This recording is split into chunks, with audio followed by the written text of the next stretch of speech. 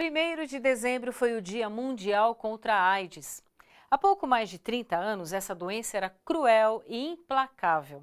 Muitos artistas, intelectuais, políticos e cidadãs comuns morreram porque não havia como combater o HIV. Hoje a situação é bem diferente. Dá para controlar a AIDS com medicamentos, mas atenção, ela continua matando. Só no estado de São Paulo, 7 pessoas morrem diariamente em decorrência do vírus HIV. Cada vez mais, os jovens encaram a AIDS como uma doença crônica e não como uma doença que mata. A ficha muitas vezes cai quando o resultado dá positivo. Aí a ficha cai, porque aí você começa a ver uma realidade que você imaginou que nunca ia acontecer com você. É o que mostra uma pesquisa do Ministério da Saúde. Apesar de terem mais informações do que 20 anos atrás, os casos entre jovens de 15 a 24 anos não param de crescer. Subiu de 3.456 adolescentes infectados em 2004 para 4.414 em 2013. Em São Paulo, esta realidade não é diferente. Estudo da Secretaria Municipal da Saúde, divulgado na semana passada, mostra que nos últimos 10 anos, a taxa de adolescentes entre 15 e 19 anos contaminados pelo vírus do HIV quase quadruplicou. Saltou de 2,6 casos a cada 100 mil habitantes em 2005 para 8,5 em 2014. Já entre os que têm 20 e 24 anos, esse número é ainda maior. Subiu de 22,2 para 43,3 casos para cada 100 mil habitantes. A impressão que nós temos é que a juventude, a nova geração, está menos sensibilizada para os riscos da AIDS, sobretudo porque não conheceu nenhum ídolo, nenhuma celebridade familiar que tenha morrido pela AIDS. Então, com isso, reduziu a preocupação em relação à infecção pelo HIV/AIDS. Eu lembro uma palestra que eu dei uma vez, tio, AIDS tem tratamento. Realmente tem tratamento. É fornecido pelo governo, você tem acesso, só que... E os impactos desse tratamento? Para que o número de contaminados caia, a Prefeitura de São Paulo lançou um programa que garante distribuição gratuita de camisinha em 28 terminais de ônibus da capital.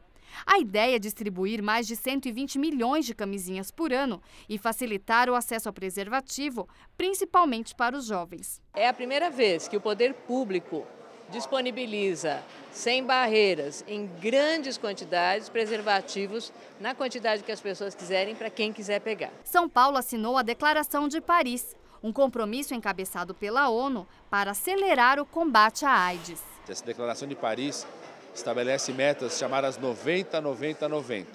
O que é isso? Até 2020, garantimos que 90% das pessoas que vivem com HIV tenham feito o diagnóstico. Agora vamos falar sobre literatura. Publicar um livro no Brasil não é nada fácil.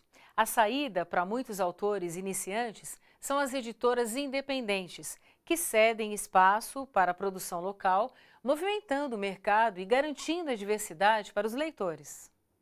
A Primavera dos Livros, feira literária organizada por editoras independentes, já se consolidou no calendário cultural carioca. A gente tem que usar muito a criatividade, tanto para abrir novos pontos de venda, quanto recursos de representante comercial, enfim, empresas dedicadas a esse tipo de solução, para conseguir uma entrada no mercado e poder concorrer com os best-sellers que são colocados constantemente à venda nas livrarias, já com destaque.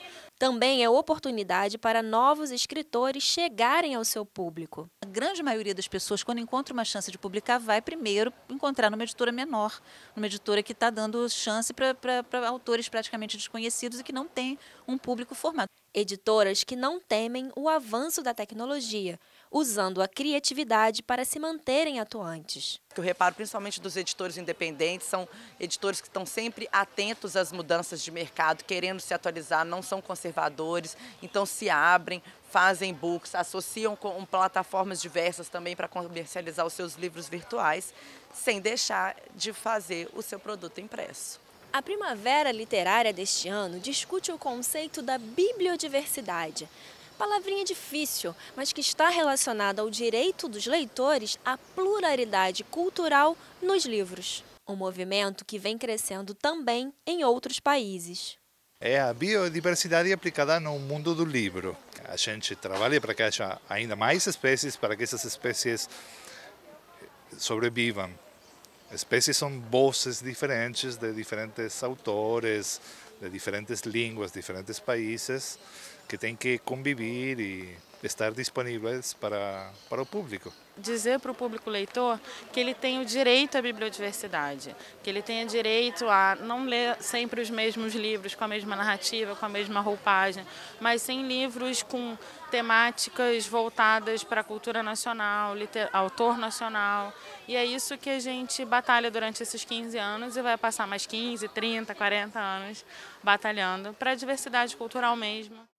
Agora, uma boa notícia para quem se preocupa com o meio ambiente e para quem trabalha com reciclagem. A partir do ano que vem, todos os 96 distritos da capital paulista terão coleta seletiva. E a Prefeitura de São Paulo terá contratos diretos com as cooperativas de catadores para ampliar a coleta e a reciclagem. O anúncio foi feito durante a 6ª edição da Expo Catadores. Mais de 2.000 trabalhadores vieram de diversas partes do Brasil e também da América Latina. O Brasil é uma referência no ponto de vista de organização dos catadores, né, e de políticas públicas. Tem uma política nacional de resíduos sólidos, temos agora o acordo setorial de embalagens, que foi assinado recentemente. São políticas públicas, na verdade, que normatizam a questão dos resíduos e trazem, na verdade, os catadores como protagonistas também nesse processo. Consideramos de que aqui há um espaço para que nuestros gobiernos también puedan impulsar políticas públicas que incluyan a los recicladores del mundo. ¿Verdad? Somos um setor social, econômico e ambiental. Queremos que funcione a política nacional, queremos que funcione a logística reversa, queremos que o governo faça o pagamento pela prestação de serviço, queremos que todos os grupos de cooperativa tenham infraestrutura para dar conta, porque costumam dizer que nós não temos capacidade de dar uma produção adequada, que é aquela estatística que o governo quer. E nós temos essa condição? Sim, só que nós temos que ter cooperativas estruturadas. A Marcha Nacional dos Catadores de Materiais Recicláveis fechou a 6ª edição da Expo Catadores. É um evento realizado todos os anos para discutir assuntos como a gestão de resíduos sólidos, a responsabilidade do poder público com a reciclagem e a qualificação dos catadores. Eles fazem um papel muito importante, eles têm uma capilaridade que ninguém consegue executar ou quem consegue não deseja executar, porque custa para as empresas fazer essa capilaridade de pegar uma latinha, de pegar um produto, de se envolver. É lógico que nós temos muitos problemas ainda de lixões no país, eles estão diminuindo, né? Então, essas condições todas demorou muito para que fossem reconhecidas, né? A marcha terminou na Prefeitura de São Paulo, onde os catadores entregaram um documento para oficializar a lista de compromissos que o prefeito Fernando Haddad assumiu em reunião com eles na segunda-feira, dia 30. Para que a gente apresente para a sociedade daqui da cidade de São Paulo, da nossa capital, uma qualidade, excelência de coleta. As coisas que acontecem em São Paulo repercutem em todo o Brasil. Então esperamos, na verdade, que a cidade de São Paulo tenha um programa de coleta seletiva bastante eficiente que possa incluir, de fato, os catadores. Este foi o Panorama de hoje.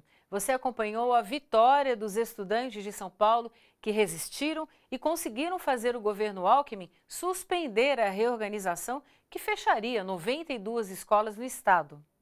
Análises importantes para entender o processo de impeachment da presidenta Dilma Rousseff, considerado por juristas como um jogo político sem nenhum fundamento jurídico. E mais, as transformações no combate à AIDS, o encontro de trabalhadores da reciclagem e a guerrilha da literatura, editoras independentes que dão chance aos novos escritores. O Panorama fica por aqui. Até a semana que vem.